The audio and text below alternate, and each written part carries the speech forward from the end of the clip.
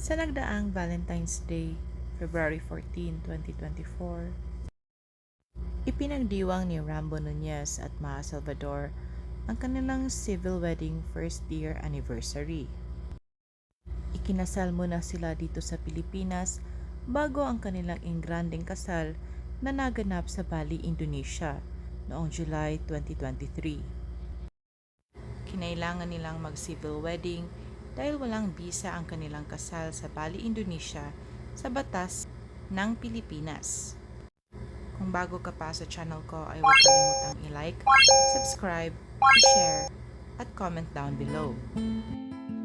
Para sa kanilang unang anibersaryo ay sila lang dalawa ang lumipad patungong Amerika.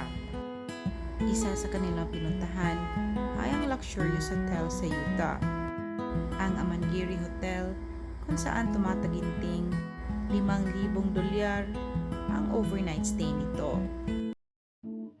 Kung saan ilan sa mga Hollywood A-listers lang naman ang mga nag-check-in dito.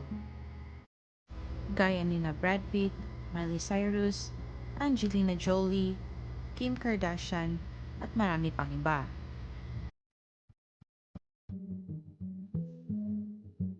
A dream come true naman para kay Rambo Nunez na makapanood ng NBA Live bago pa lumabas ang kanilang baby girl.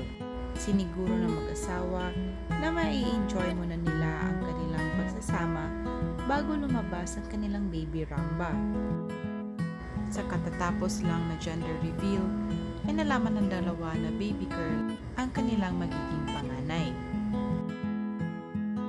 Hindi maitago ng dalawa ang kanilang excitement, lalong-lalo na si Maha na nais niyang tawaging baby Ramba ang kanilang baby girl.